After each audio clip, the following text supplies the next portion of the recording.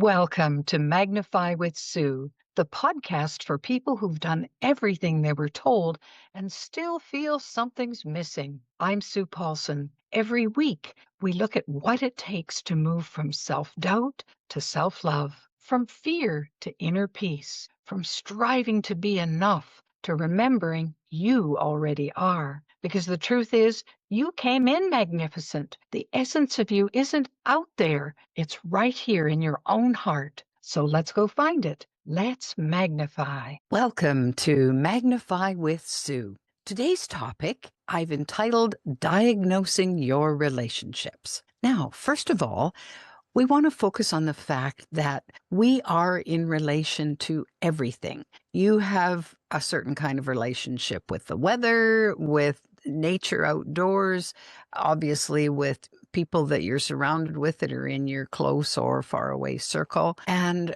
just about every thing you can name, money, health, you name it, you are in relationship with it. So I thought it would be fun to explore those relationships in a little bit more depth to help you understand that as we go and as we desire to grow, it's important that we understand how our relationships impact us. Who am I in relation to this, or this? Because when we explore them a little further, it's easier to pinpoint what's working and what's not working. And of course, if the goal is to embrace all we are, to show and feel our magnificent selves, then it's helpful to know what direction or what pivot we might need to do, or even just minor refinements along the way. So when I think of relationships, I want to look at, well, what's my attitude about who I am in relation to this? What are my emotions? What's my emotional state in relation to this? I want to look at, do I have any particular fears about what's going on in this relationship? What about my hopes and dreams for it? So, for example, starting my Magnify with Sue podcast, all of a sudden I had hopes and dreams about it that I had never had before, because initially I had no relationship to it. I hadn't even thought of the idea. And then it came into being, and I'm going, oh, I wonder what this can become. Well, we're wired as creators to wonder, well, what could this become? Right from early childhood, when we realize, oh, I have this hand, and we didn't know it was called a hand because we had no language for it. But all of a sudden we explore and see, oh, there's fingers here. And what are these things that are kind of moving and sticking out? And if I do this, oh, I can grab on to that. And this sense of delight happens because the unexpected just occurred in moving these weird looking things called fingers and clenching them. You grabbed on to somebody's thumb, or, I mean, it's just an instinctual thing that babies do. But as we grow in the awareness of what that is and what that could be comes in. And obviously, when we get to a certain point in our lives where we're walking around and so on, and how many of you have had the stern warning from a parent, don't touch the stove, it's hot. And you're kind of, what? And so, well, what's my relationship to a stove? Well, hot. And so you put your finger on the stove and, ow, oh, it's hot. And so maybe some fears rise up about, whoa, heat on the stove is bad, and I didn't like it, and it was painful. And so this relationship develops. Well, for some, they say, okay, I'm not going near the stove until I'm bigger. And we stay away.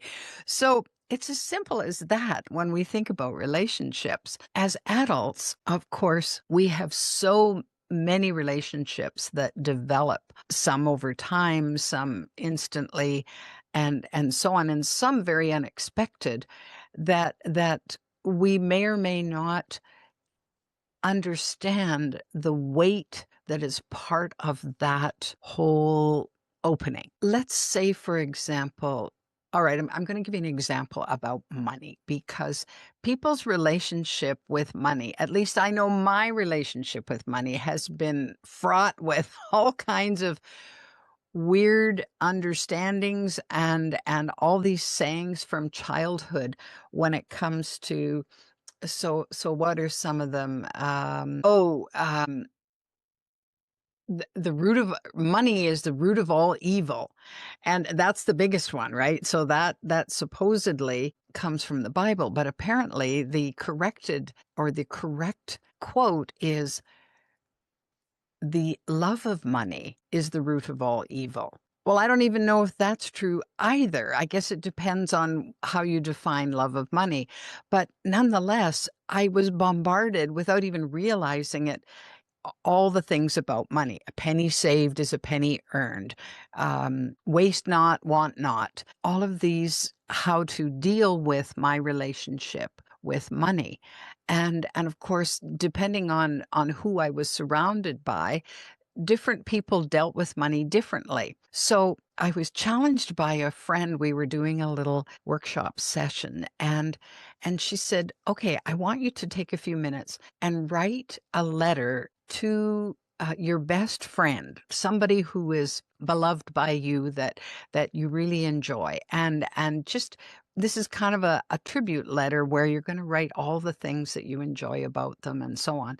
Well, this was easy. I love doing this, and I thought about a dear friend and penned away, and that was good. And at the end of the exercise, she got us to give her feedback about how that was for us.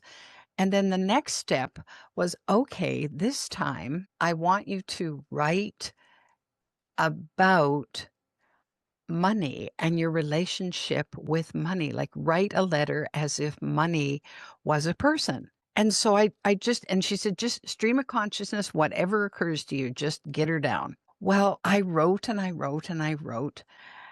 And at the end of it, I was just shocked in comparing the two letters, because my letter to my friend was loving and kind and welcoming and warm, and my letter to money was fraught with, well, I never can get enough of you, and you're never around when I need you, and on and on and on. And I'm going, what?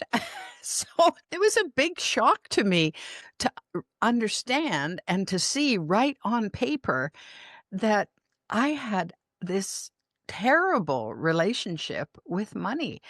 And I said to my friend when we were debriefing, I said, well, I said, that's not if that was a person that I had a relationship, they would not be in my life. And of course, I had to think about money. I'm thinking, well, maybe that's why money hasn't been in my life that much, because I've had such a terrible relationship with it.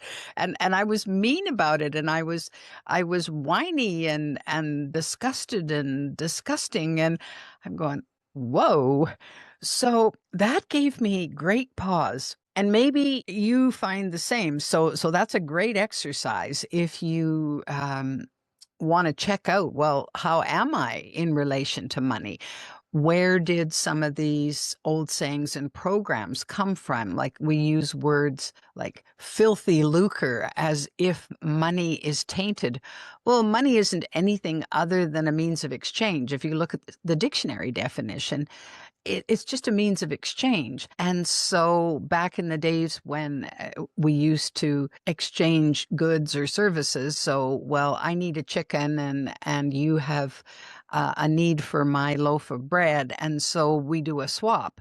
But that isn't very practical if you're wanting to branch out. And so currency or money was used instead. Well, it's pretty simple, except we have given it so much power, and there's such negativity around that particular issue. So when we look at our relationship to it, it's important, I think, that we explore, well, what was my attitude about money, and where did that come from? Because it may not be what you want to believe, but it was given to you and given to you and given to you from a whole bunch of sources, elders and society and so on, that seems like the norm. Well, obviously I have to think that way because that's the way everybody else I know thinks. And that's not necessarily either true or helpful. So when we explore any relationship, we look at, okay, not only what is my attitude, but where did that attitude come from? And is there any merit in that attitude? So that's part of it. Same thing with your emotions around any relationship. Is are they positive emotions? Are they negative? What's going on with that? And of course, if you examine it a little further, well, what's working and what's not working? Well, you're the creator. You have the power to change whatever is going on in your mind. And what's so fascinating to me, I might not have control over how much I pay for rent every month, as an example, but I do have control over ensuring that I do my best to make sure that there's money in the bank to pay the rent, right? I set it aside and say, okay, that's rent money and it's there. And I worked in order for it to be there. So we look at that and then say, okay, what's not working? And what do I have fears in this relationship? What are my fears? What are my doubts? What are my self-doubts in relation to my ability to make changes or make it better or make it work well or whatever that might look like? And of course, we all have hopes and dreams. I mean, let's face it, you go on a first date and there's this, especially if you really like the person, there's a hope or a dream that comes from that. Oh, wow, I hope they ask me out again. And then if there's a second date, say, oh, well, I wonder if this could be something more than just new people getting to know one another. And we build these, sometimes they're flat out fantasies. Nothing wrong with a fantasy. It's it's how much of that can I bring into reality that's going to work for me, that's going to bring the joy into my life, bring me some peace, bring me some sense of well-being and sense of accomplishment, all of those things that are part and parcel of our own magnificence. So that's what I want to challenge you with this week, is to look at what you are in relation to and who you are, how you show up. So, for example, lots of turmoil in our world right now, and politicians are at the forefront because these are typically our elected officials. Well, I hear lots of bad mouthing of politicians. I don't even personally know a politician when I think about it, and yet they are in a governing position, and all I hear is, "Well, you can't trust politicians. They're all crooked." Really? Okay. Well, I take that statement, and if I buy into that, if I believe that, and I've heard that all my life. I've heard that from many, many different sources. And it's just kind of the pervading societal thing. Wow, they're just there to line their pockets, and on and on and on. And yet, in my younger days, when I did actually know some politicians personally, that was not who I saw. I saw good people wanting to do good work, wanting to make change for the better of all of us, and struggling to do that because of the system, of the way things were, and the enormity of the task. Let's face it, the complexity of our civilization right now is such that it's not a simple matter to go to the council elder and get advice and make changes fairly quickly. It takes a lot more than that.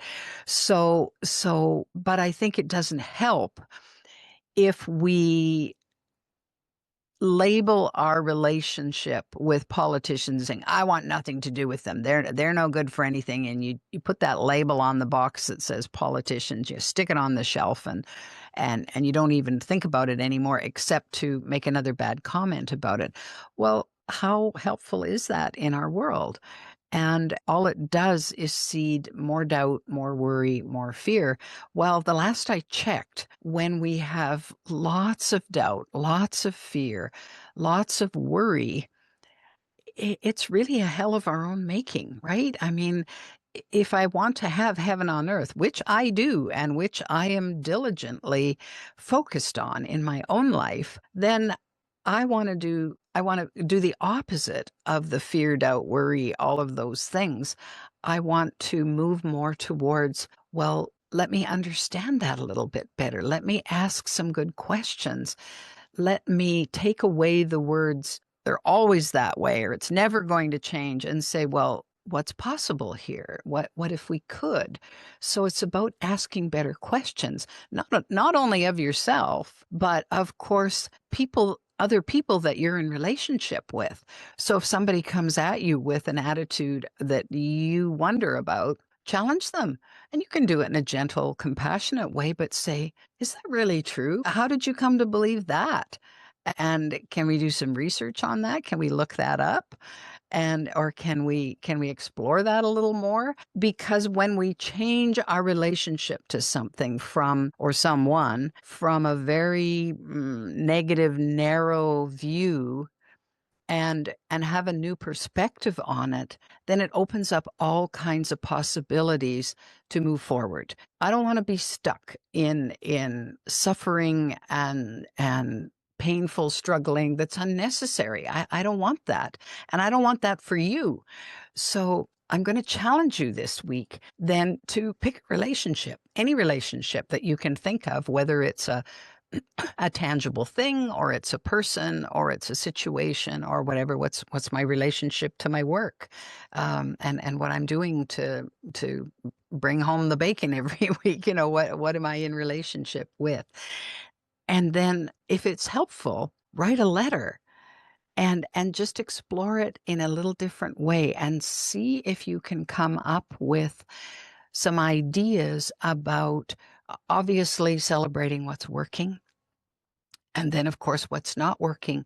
Well, what am I willing to do about that? And maybe pick one or two things that are small. You don't have to, take on the world and transform everything overnight. I mean, transformation takes time, and it does, but it starts with a shift, and it could be the smallest shift possible. And say, I don't even think I know enough about that yet, and so I'm going to put what I understand on hold until I explore that a little more. And then you move forward in that way. So that's your task for the week, is to play with your relationships and think about them in relation to what brings you joy, what makes you happy, and what's in the way of your own magnificence. So that's our Magnify with Sue today. We've turned the lens to the topic of relationships and diagnosing them. I really look forward to what you come up with, and feel free to just stay tuned. Subscribe to the channel, and then there'll be more on Magnify with Sue. My magnificent ones, this is the journey. Moving from fear to self-love, from doubt to inner peace, from hiding to shining. One episode, one conversation, one insight at a time. If you're keen for more, the Magnify with Sue newsletter is a tool you'll love. Week after week, we do this work together. Not as a one-off, not as a nice idea, as a real practice of discovering and embracing the magnificence that you already are. To sign up for this newsletter, join us at magnifywithsue.com.